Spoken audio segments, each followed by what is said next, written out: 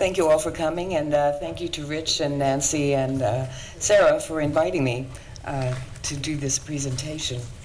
The Westfall College of Media Arts and Design at Drexel University in Philadelphia is home to what has been recognized as one of the best teaching collections for historic fashion in the United States. When I first arrived in 1998, a series of moves, lack of a trained full-time curator, and an archive consisting of 3x5 paper cards with spotty documentation were limiting access to the collection. I was brought in, among other things, to teach CAD fashion. So my program director decided I was the one to create a database for this. Not exactly qualifications. So I decided instead to pursue an MSIS, and with my colleagues from the College of Information Science began the Drexel Digital Museum project in 1998. We did the basic user requirements, found out everyone wanted, surveyed scholars, designers, students, and found out what they wanted was gorgeous details, multiple views, and multiple ways to search the database.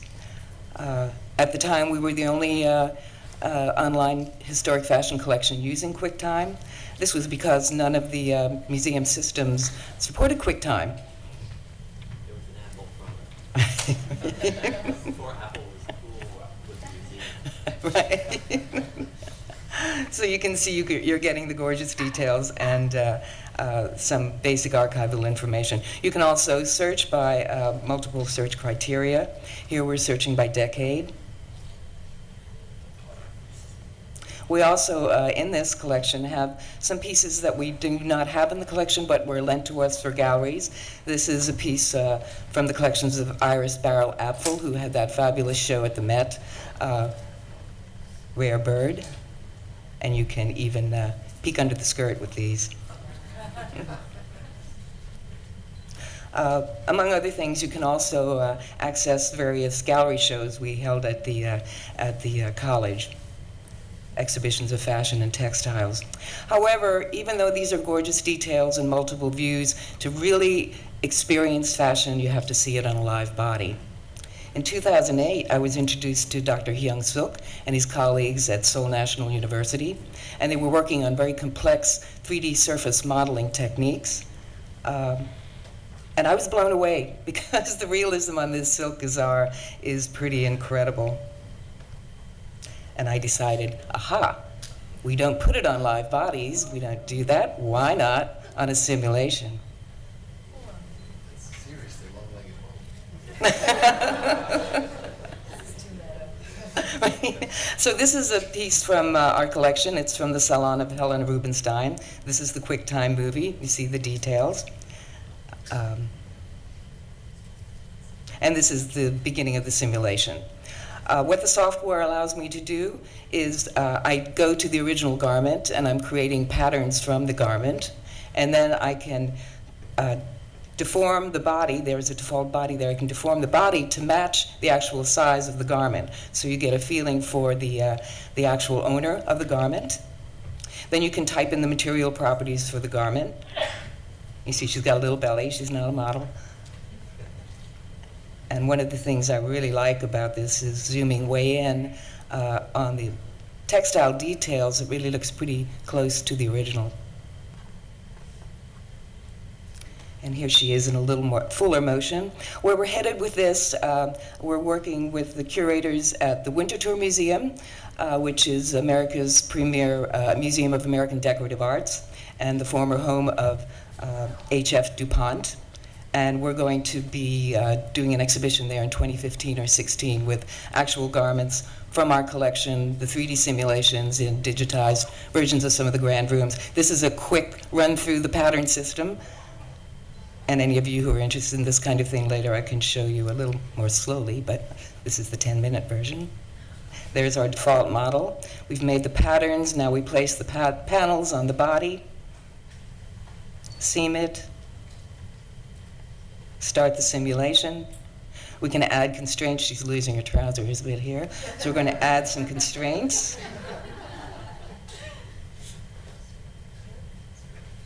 And there she is, ready to rock and roll. It's important to me, since we're going to be using this as a teaching tool as well, I decided I should be testing this because I want to incorporate it into my fashion design classes. So this is from the very first time I taught this, past spring. These students had only had traditional pattern making experience. To this point, had never had any CAD pattern. They created the textile design as well as the silhouettes. And for a first go, I think pretty successful.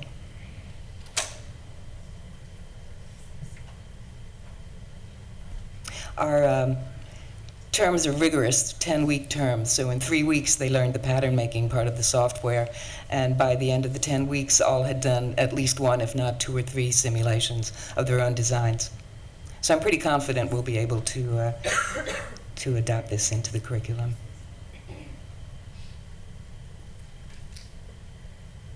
I thought you might want to see this was at Seoul Fashion Week in 2010.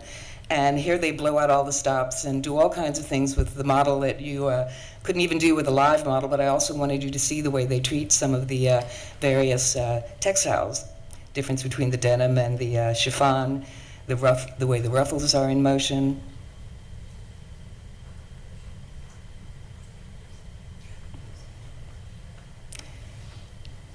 You can see the leather simulation here. These are then brought into Maya, and that's where the scenario is created. The denim is changing surfaces as it walks. As she walks, it walks. It walks, right? Not that I would do that with the historic piece, but one never knows. And an unfortunate dress design, I'm sorry to say, right there. But this is really interesting here because it takes this piece, and you'll see in a second, blows it apart. So we could do this sort of thing with the historic fashion. You could see actually how something was assembled, particularly when you get into the older pieces and you have layers and layers and layers.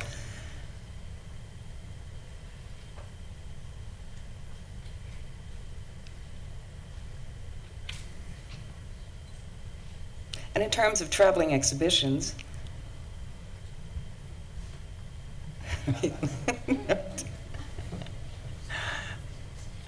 I said they kick out the jams on this. So. But I think that's a rather interesting technique there, the split screen.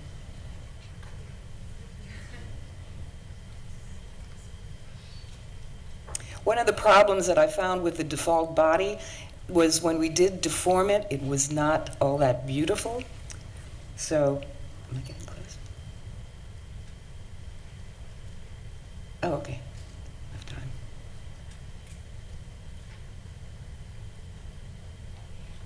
Okay. We don't need to see beam me up, Scotty. Here we go.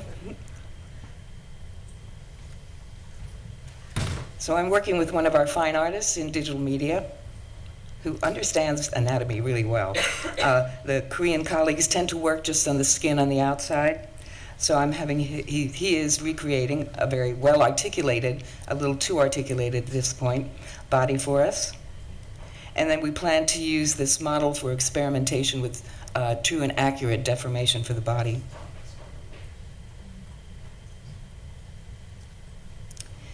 We have some photographs of the original owners of the garments. The period we'll be working in is 1930.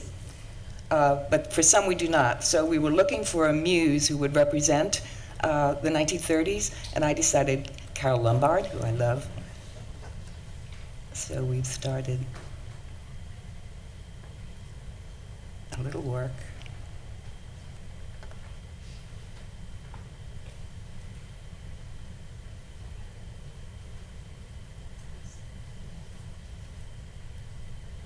I gave Dave about 50 images of Carole Lombard to work from, and this is his first composite.